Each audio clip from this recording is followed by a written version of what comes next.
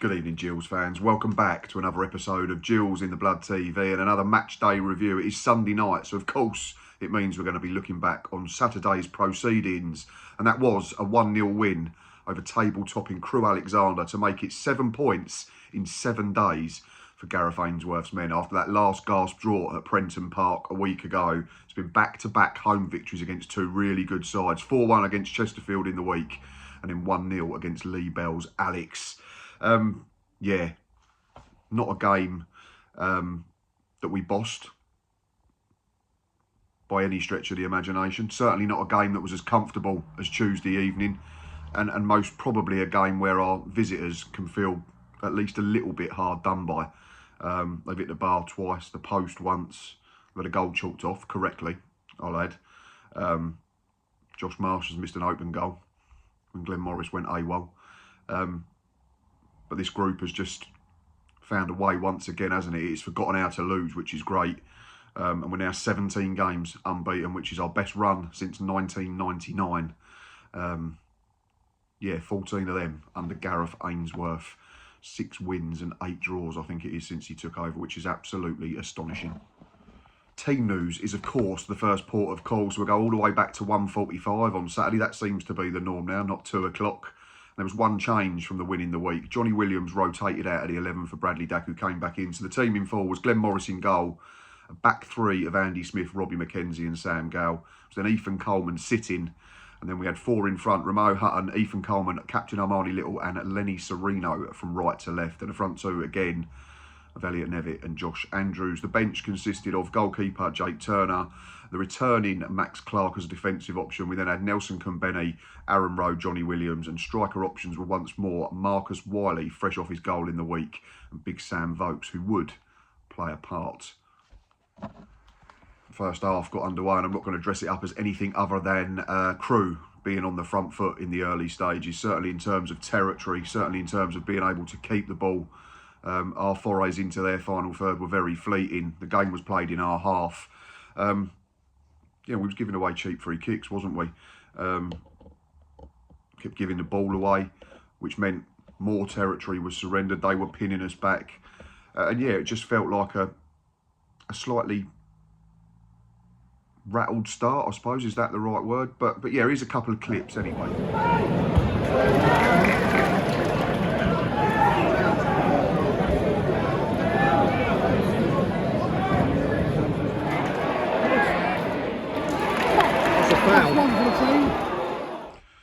Sam Gale getting booked inside 5 minutes. You can see there that foul from him, very early stages of the game, was far from ideal, which meant he was going to have to play on the edge for the remaining 85 plus injury time. And thankfully, he did that very well. We'll get to him later on. But yeah, after them 2 clips that we've just seen, it was the first real chance of the game came to Alex, and it was their captain, Mickey Dimitri, flick header from a free kick or corner. Grazes the bar. Glenn Morris has just watched it on by and hoped and prayed that it's hit the top of the bar rather than the bottom and gone in. We were still having to defend our 6-yard box. We were still being pinned back. We couldn't get out really well. Glenn Morris then patted one into a dangerous area. Mickey Dimitri was a real problem in them early stages and throughout the first half, because what he was doing was stepping out with the ball over the halfway line. We didn't know who had to pick him up, and it just created an overload, and from there they were playing into our final third all too frequently. Yeah, it just was a start where we had to really dig in.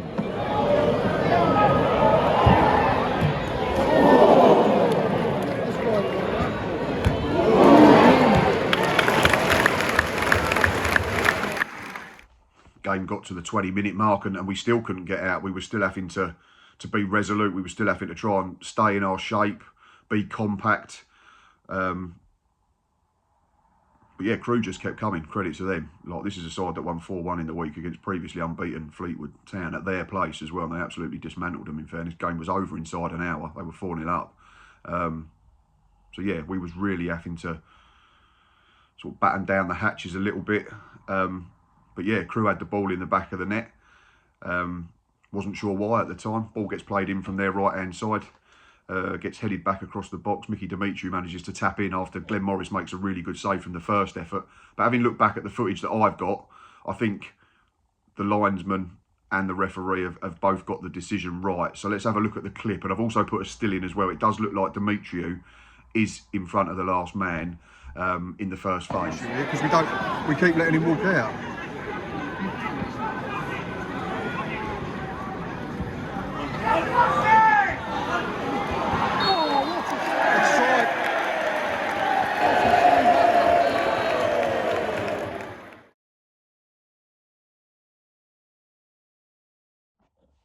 Let us know your thoughts on that one, Gills fans, or any Crewe Alex fans that are watching. It looked close, it looked borderline, but I think between them that the officials have got to the right decision. But it was another warning across the bows for us, wasn't it? It was another statement that said you've got to pick this up, Gills. You've got to try and get the ball. You've got to try and push them back. You've got to try and get into their half and then just relieve some pressure on Glenn Morris and them defenders, because it felt constant at that point. And luckily we responded fairly well, didn't we?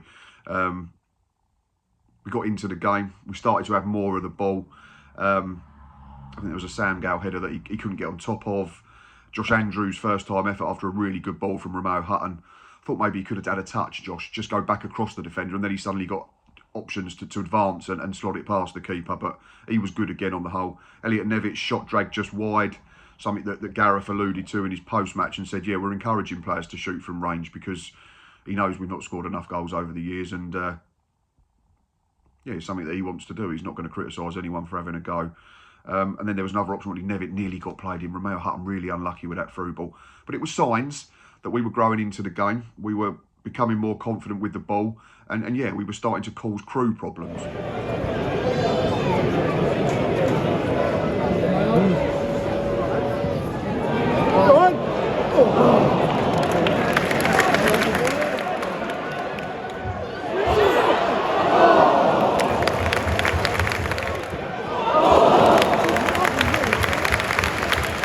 Someone get round him.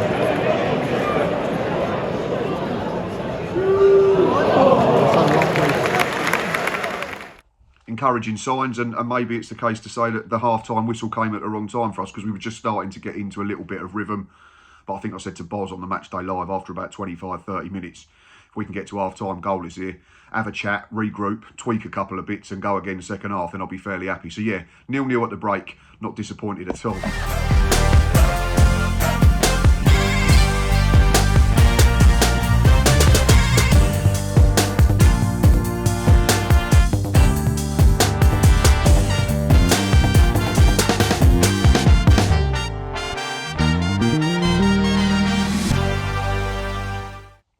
Second half, we started much better. We were in the ascendancy. We were playing a game in their half and we were on the front foot.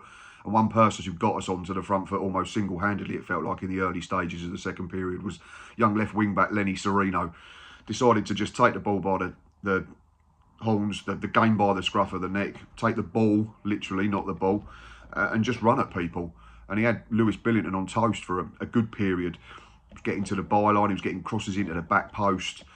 I've criticised us in terms of the quality of our delivery from wide areas for a long time, and there's still plenty of work to do there. But it was great to see Serino just trust his ability, trust his pace, and cause them problems and get them turned around. I think there was a half chance for Josh Andrews.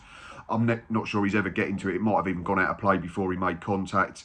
There was another one that caused panic in the box. Bradley Dack's left-footed volley may have been going in, was cleared off the line.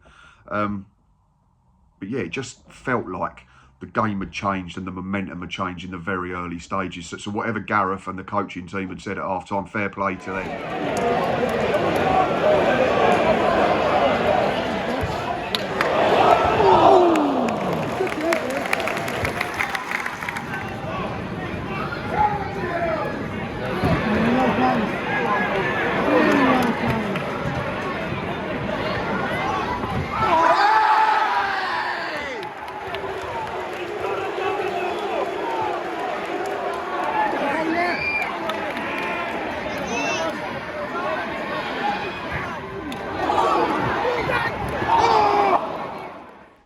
Crewe came back and pushed back again though, didn't they? And the game started to become very sort of end-to-end. It almost had a basketball feel. Max Sanders out of absolute nowhere, left-footed effort from about 25-30 yards. Again, Glenn Morris is just watching it go by. Luckily, from our point of view, it smashes off the underside of the crossbar and doesn't go over the line. And at this point, you're thinking, is it our day? How are we still keeping a clean sheet? But But yeah, this effort from Max Arner's really, really unlucky.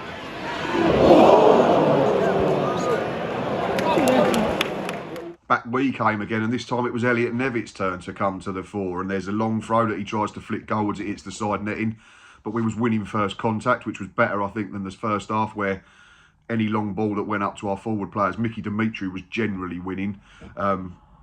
I felt sorry for Nev in that first period because he seemed to be up against him, which made sense. Josh Andrews went and peeled to one of the slightly smaller centre-backs. But yeah, Nev came to the fore in the second period, and he just needs a goal like Josh. But there was that flick header. There was another bit where he created space for himself, much like he did on Tuesday when he was upended for a penalty. This time he managed to get his shot away left-footed, and Tom Booth had to beat one away.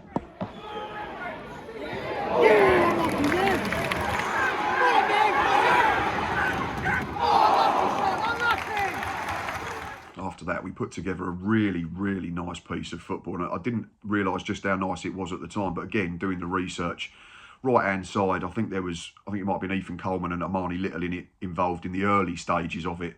And then there's some really, really good one-touch football. Daki plays that naughty little ball round the corner. Andy Smith, who's created an overload, keeps running, goes beyond Romeo Hutton. Unfortunately, problematic crossing again, overhits it by miles, and it goes out, I think, for a throw-in on the far side. But it was nice to see us get it down. It was nice to see that we could do different things.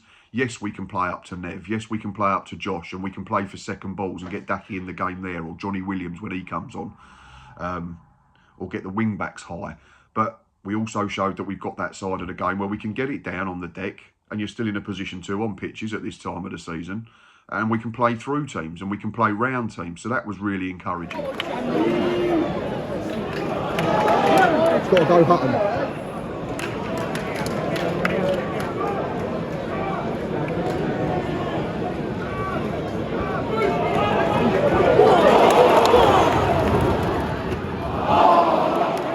Both teams then started making changes, didn't they? It was the rolling of the proverbial dice, and our rolls of the dice were in the form of a triple substitution with about 25 minutes to play. And it was Bradley Dack, Lenny Serino and Josh Andrews who were all withdrawn. And we brought on Johnny Williams, Aaron Rowe and Sam Vokes. Not bad options to call from the bench when you're trying to win a football match in the final period of the game. Yeah, neither side was settling for a point, which was great to see. At that point, it's 0-0, but it's a really entertaining 0-0.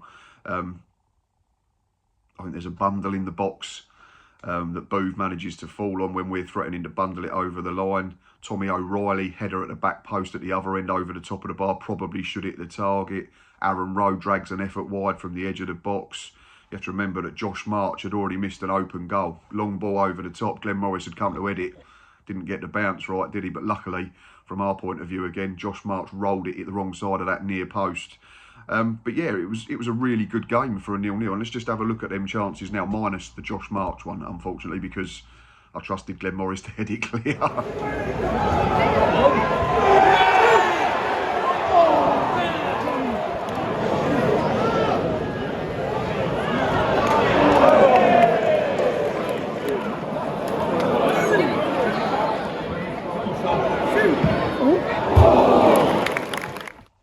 And then just at the point where everyone's looking at the clock, Crewe are maybe thinking, yeah, a 0-0's absolutely fine on the road, take that back up home, stay top of the league, stay undefeated, keep a clean sheet. We're thinking, can we force one in? We've scored under Gareth Ainsworth in every single game since he's been in charge, so you're clinging to that hope. I've got Boz in my ear roll, Match Day Live, from about 60 minutes saying, it's going to be our day, it's going to be our day. He'd seen them hit the frame of the goal a couple of times. He'd seen Josh March miss an open goal. He just had a feeling that we were going to find a way once again, and we did.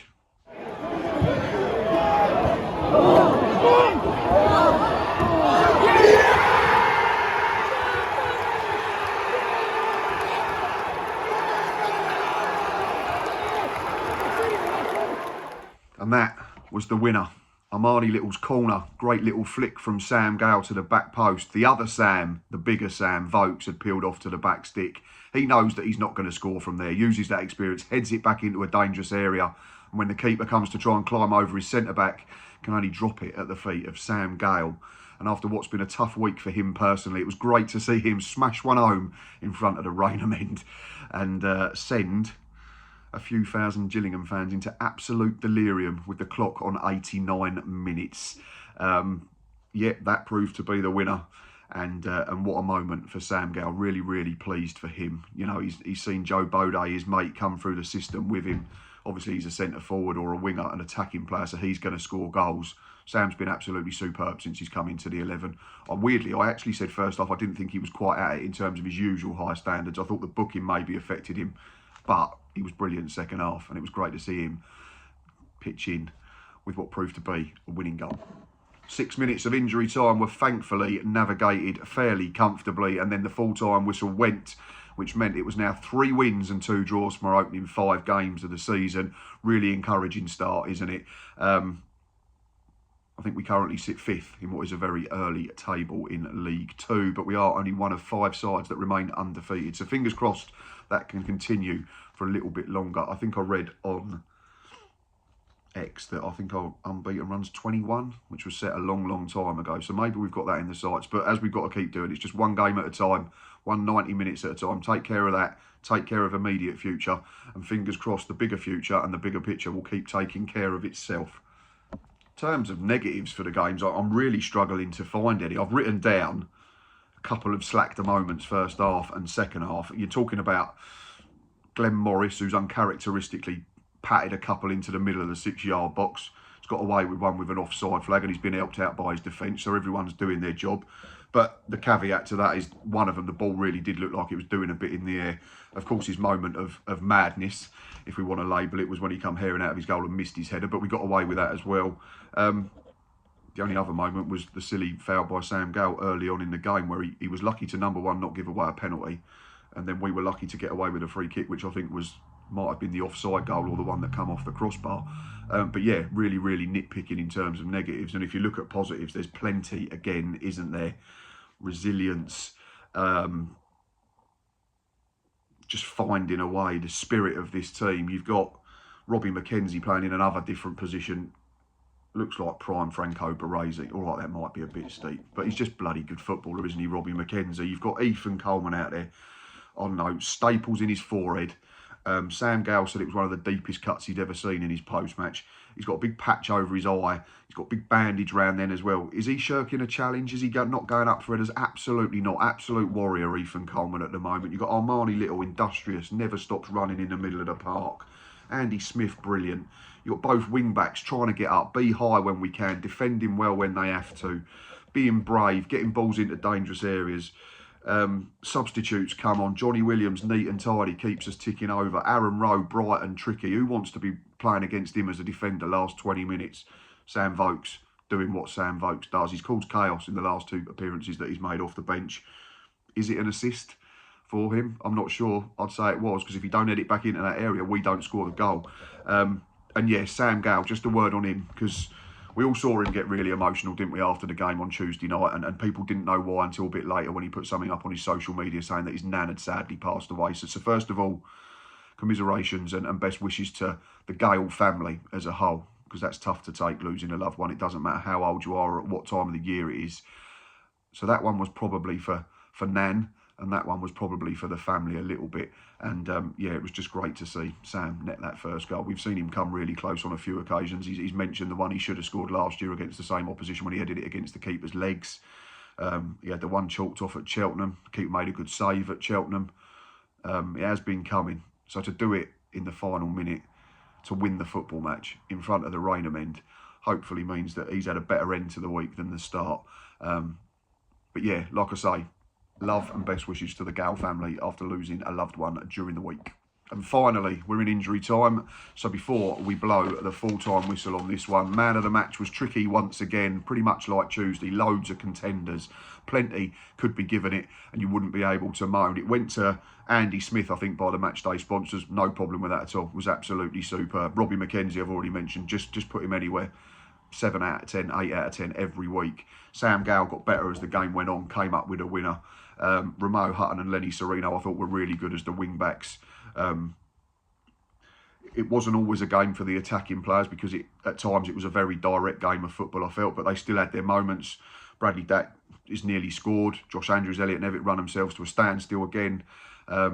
But for me, it went to Ethan Coleman. I thought he was absolutely immaculate in the middle of the park. And I've said it a couple of times now, from Wimbledon through Tuesday, through yesterday, even that first half hour or 20 minutes that he got at Tranmere, we're seeing the Ethan Coleman of 23-24 when he won Players Player of the Season. 90 minutes played, 43 touches, 70% pass completion, 71% of his ground duels won, 100% aerial duels. He won 3 free kicks, 2 clearances, 4 interceptions, wasn't dribbled past once by an opponent, and 2 tackles. That is the Ethan Coleman we need, especially with Robbie having to play at centre-half at the moment with a couple of people missing like Connor Masterson and Shad Ogie. But yeah, my man of the match was Ethan Coleman. Right, we are done. Another positive match day review. So if you're a Gillingham fan or a Crewe fan still watching at this point, thank you very much. I'm going to target 100 likes. Likes are currency on YouTube, so if you can just press that thumbs up button, it'd be really appreciated. While you're there, if you're new or if you've not done it yet, it'd be great if you could press subscribe, hit that notification bell, and you won't miss an episode. It's been another good weekend. It's been a good week. Feels a bit different. But at the same time, I'm not going to start getting ahead of myself because we've been here in this position at the end of August for the last couple of seasons. We know what's happened. But yeah, really encouraging signs, finding different ways to win football matches. We'll be back Monday night for a bumper edition of the League 2 Hour at 7 p.m. Myself and the returning Lee. He is making his first appearance of the season. Got 23 matches to concentrate on after the midweek round of games as well. So can't wait for that. And then moving forward, there will be a match preview on Wednesday with an Oldham Athletic fan before myself, Nick and Ava head up to Boundary Park next Saturday for another match day live. But until then, appreciate all the support. As always, thanks for watching and up the Gills.